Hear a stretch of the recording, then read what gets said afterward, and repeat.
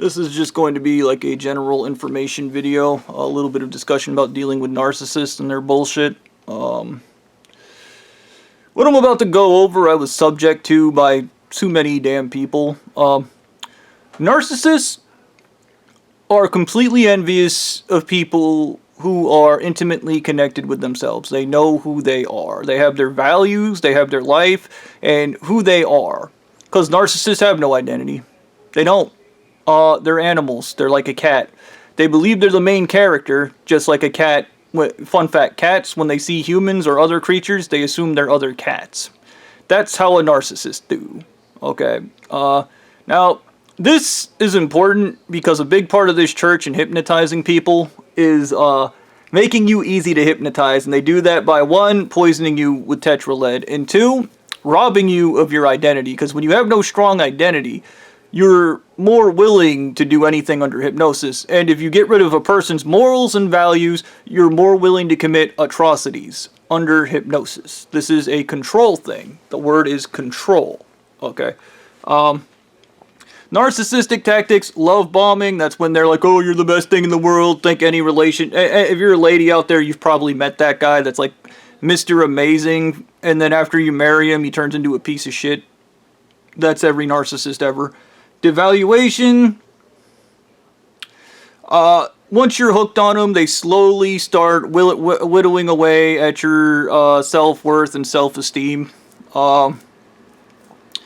Belittling you, shrinking your achievements, ridiculing your interests, ignoring your needs. The narcissist becomes exclusive source of validation, and their approval becomes your primary goal. They are everything. Okay, you should only want to please them. This shit was kind of funny in Ackworth with the dipshit Stu, because he kept trying to make fun of me for being stupid or an idiot, and it just didn't work because I didn't have any self-esteem. He kept trying to convince me that my senses were bad, and it didn't fucking work because I didn't fucking care. One, I didn't respect him, and I don't respect him. He's a 2-year-old. That's his thing, is being a 2-year-old, because narcissists are 2-year-olds. Terrible twos. When the 2-year-old wants to be in control. When you're discarded, when you're no longer provide sufficient narcissistic supply or have been sufficiently devalued, they may abruptly discard you with indifference. This discard is often abrupt and brutal, leaving you feeling worthless and abandoned. So after they destroy you, they discard you. I wanted to talk about this. I don't even know which church leader it was, but we got into the conversation of, he said, because he loves his wife, he poisons her with lead and he poisons her with aluminum to make her codependent on him. Because that's what love is. You destroy your love's brain. And I was like, so you alter their psychology, so you never loved them to begin with. And he's, no, I did love her. The mind, body, and spirit. If you love somebody, you should probably love at least the mind and body, or the spirit and mind. Okay, there are ways of loving people. These things are important. If you go, I'm going to destroy one of those, okay, and the other party isn't down with it, like maybe you have a bimbo fetish and you want to poison a lady until she's retarded with heavy metals till she's a bimbo, and she wants to be a bimbo, that would be acceptable. Surreptitiously poisoning your wife is not love. Okay, it's your control issues. Don't get those confused. And remember, these guys, the narcissist operates off of the unconscious mind. It doesn't know right from wrong. So in its brain, it's wrong is right, right is wrong. It makes no sense because they're idiots. And everything is about them. So, Hovering, the vacuum cleaner brand. They may attempt to suck you back in with the fear of losing control. They may use apologies and promises of change or other tactics to re-engage and continue the cycle of degradation and destruction of your self-worth and self-value. They may convince you that suffering is good for you because you're going to get hurt. They're not going to get hurt, but you're going to get hurt. And that's good because they're pussies. That's just a fact. Gaslighting is another technique. I think almost everybody knows what gaslighting is. Dismissal of your feelings. They may say you're too sensitive, you're overreacting to invalidate emotions.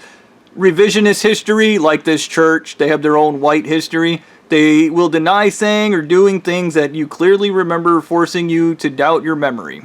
This happened with almost everybody. One of these guys, when I caught them doing something they weren't doing, they would just be like, no, that didn't happen. They're like, I have a good memory if you can't tell. Crazy making. The constant contradiction in reality bending language can make you feel like you're losing your mind. They make you think you're crazy. And this is my father and mother did this when I was a kid. It's constant. It's not the fact that you're smart enough to know the tactic. That's not enough. These people do this constantly. Irreversibly, again and again and again and again and again and again and again. They do not stop until you shoot them in the head. Isolation, they cut you off from your friends and family. Fully controlling you. Narcissists will systemically isolate you from your support system. Control. Criticizing loved ones, they may subtly criticize your family and friends, insinuating that they are bad influences or not worthy of your time. Manufacturing crisis. They create drama and crises to consume your time and attention, leaving you with less energy to invest in other relationships.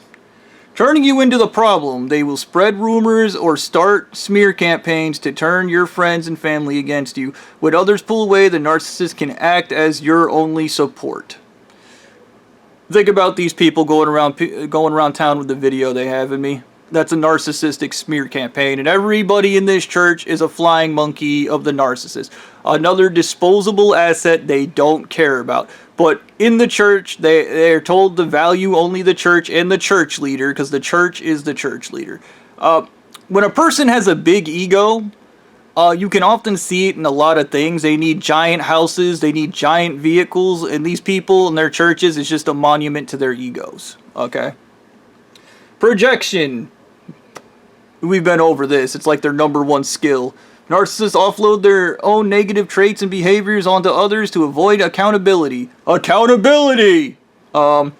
Accusation of cheating. If unfaithful, they will accuse the other of cheating and deflect the attention. Blaming others, they will shift the responsibility for poor behavior, saying things like, you made me do this. Once again, when they do that, I am not responsible for your actions. Common sense. Mirroring and mockery. After minor positive traits to win someone over, they later mock those same qualities to diminish them. Dismissing concerns. When they try to talk about feelings, they will ignore you or say your feelings don't matter. I myself do that. I'm guilty of that. One in particular. I do not care about my feelings, and I do not care about other people's feelings, because I have watched my entire life how people's feelings ruin everything. And their feelings ruin everything. Okay. Downplaying achievement. They may attribute success to luck or good timing, making you feel incompetent. As a person that's just genuinely lucky at a lot of things, I don't know if that downplays achievement. I'm kind of proud of my luck. I don't, no hold barred, but yeah, I don't think I've ever downplayed anybody's achievement. But this ain't about me. This is about the church. You're always a loser no matter what. Creating dependency. By making you feel insignificant, they reinforce reliance on their approval and validation. The narcissist is the only opinion that matters. Nobody else's. This is a thing because this church teaches people all of these attributes and tell them it's the superior psychology. You meet a woman, you love that woman, and then you destroy her mind, you abuse the shit out of her, and she becomes ugly. I want to talk about this because there was a dude, my sister knew, when I was coming up. He met this beautiful lady. And I don't mean beautiful because I like fat chicks. Like, this girl was just genuinely, I guess, beautiful. And within 2 years of her, like, this guy love bombing her, like, this guy, I told this woman this guy definitely bugged her phone because she would tell us things, and then this guy would be like, I got tickets to this concert, I got this. They're blank slates. Okay, they're going to do whatever to get your validation. They're going to work their asses off to make you like them. Because they're losers. It's in their blood.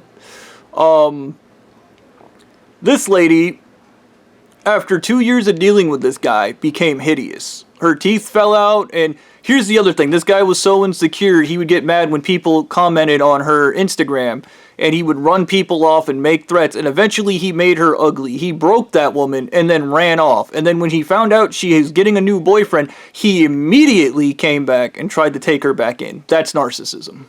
Right there, that's narcissism. You're not allowed to have anything because I randomly decided I don't like you, and because I'm not focusing on anybody else, I'm focusing only on you, I'm going to ruin everything for you.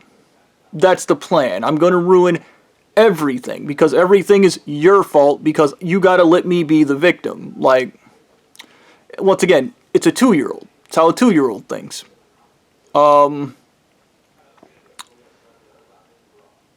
Do not ever always recognize when a narcissist is the victim, but do not ever let them convince you it's okay for them to play the victim. Okay. These idiots don't know the difference at all. Okay.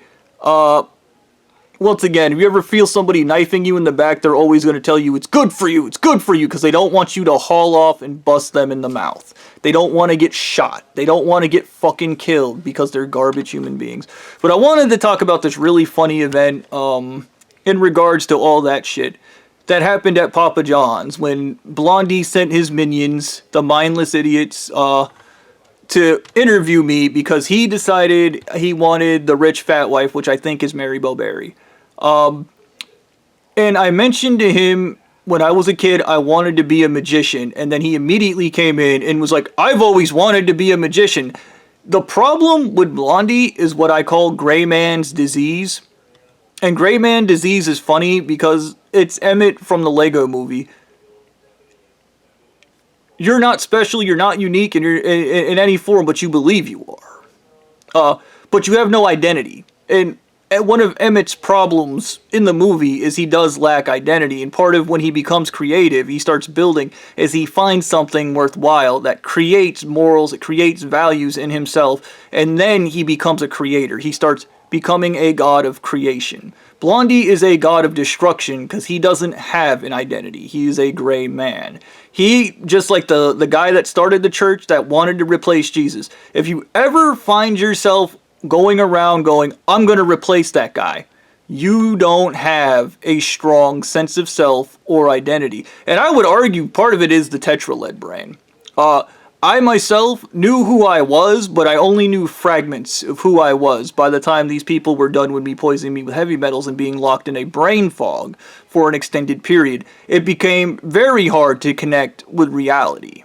Okay, it became very hard, and the only thing I could do for myself was continuously reinforce reality, because these people live in a delusion, and they try to suck you into their delusion. Stu was like, the world's an unsafe place while trying to murder me. Once again, these people are both God and the devil, so they're going to tell you the world's unsafe, and then make it unsafe. The world isn't that bad, okay? It is bad, okay? In America, it's pretty bad, but it's not as bad as these people make it out to seem. One of the funnier events when I was president, I remember talking to the Wise, where they were talking about, they have a word for them similar to like infidels, but people who are not members of the church, then they're like, they're malicious and evil. And I was like, you think people that just go around like eating McDonald's and living their lives are somehow out to get you? Yeah! You guys ever think that's because of how you think? That you do all the bad things and you just assume everybody's just as shitty as you when it's just you? I was like, people don't give a fuck about you. And I'm going to say this, people don't give a fuck about you, okay? We had this lady one time shitting the floor at Ingles, and I had to go clean it up, and she really thought that everybody was going to be mad at her, but everybody just ignored her. Nobody said anything. And I remember this one guy was like, hey, tell Bobby to go over and say something. And I was like, what do you want me to do? Like, she shit on the floor. Like, take your pants off, shit on the floor right now. I bet you nobody can stop you. Okay, like, yeah. And nobody cared. The other part was nobody cared.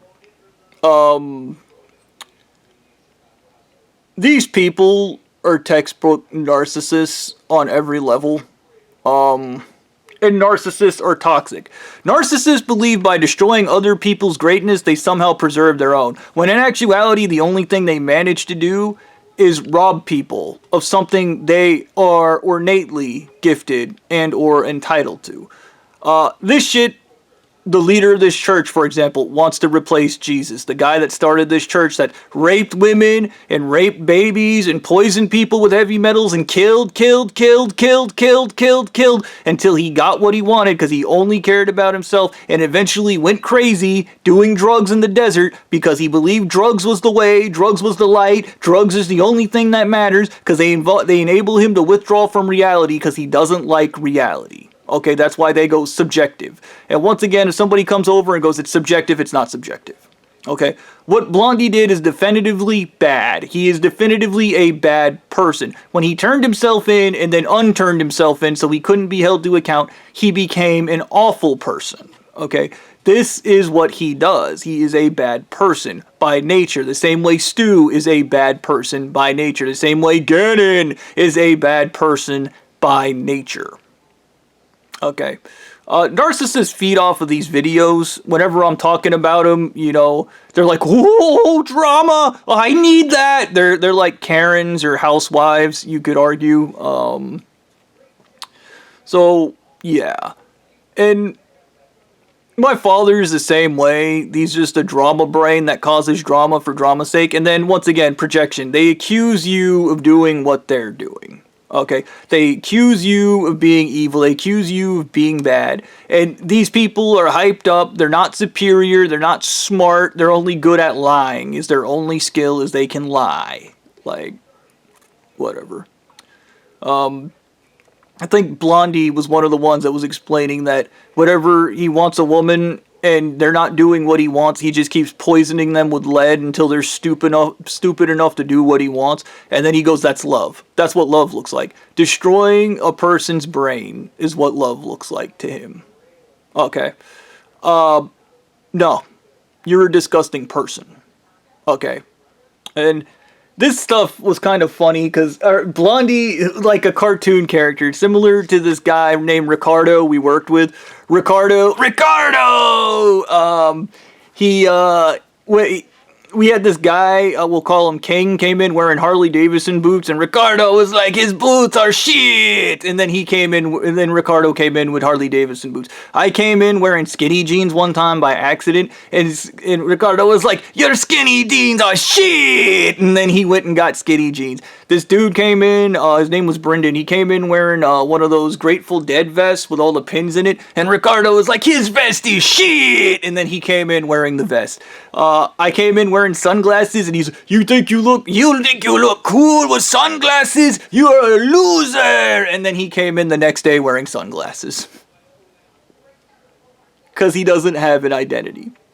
He doesn't know who he is. And he's also a cross-dresser, so he has multiple identities. Because for these people, identities is something you just take off and put on. It's nothing genuine. It's always fake. It's always pretend. It's always make up and dress up. Blondie doesn't have an identity. And that is what a narcissist is. They go, I can be anything. I can do anything. I can. No. You need to pick a lane. You need to establish values. When you establish values, you ground yourself. You have selected a lane. You know who you are. You know what's important to you. You know what you want out of life. You know where you're going. Okay. Blondie doesn't have that because he just reacts, and he's the victim in everything because he just reacts. He doesn't think ever. He doesn't think ever. And the self-destructive. The end of this, it's self-destructive behavior because Blondie needs the church.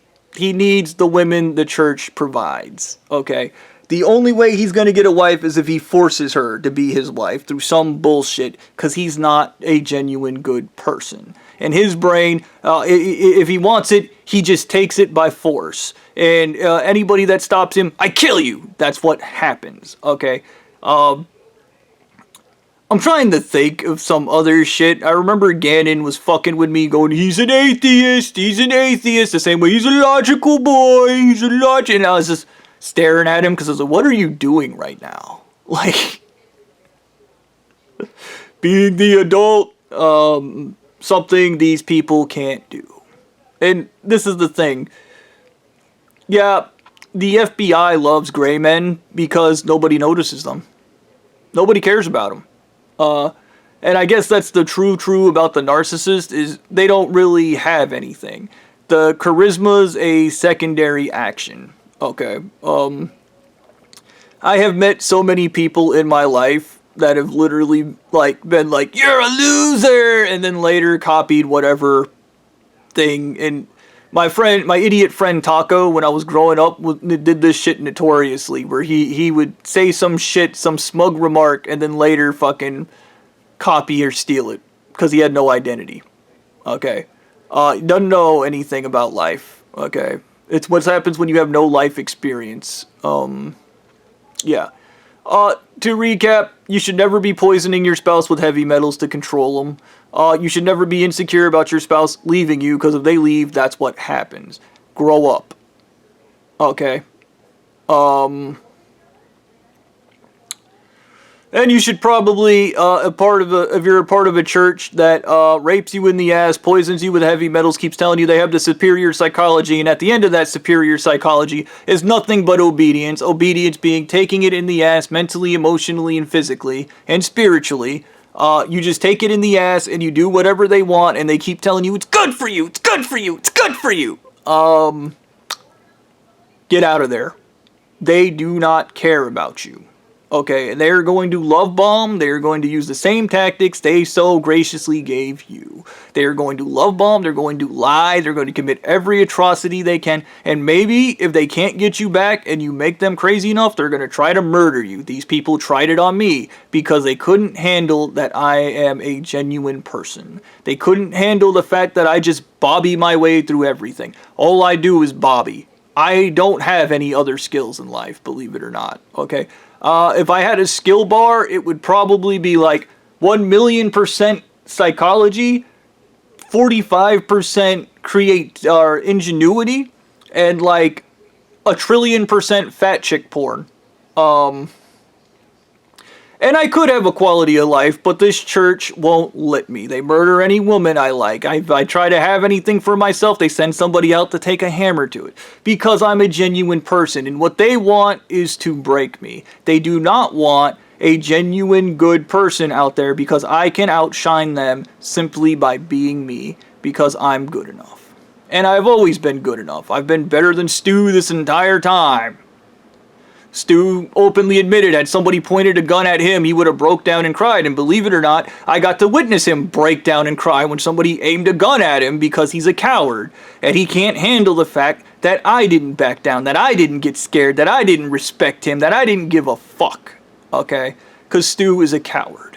Okay? And every one of your church leaders, the reason why they're Ganondorf in the top tower, and you're all the little guys that get sent out to the field to get murdered by Link. Nothing more. I hope you guys found this video helpful.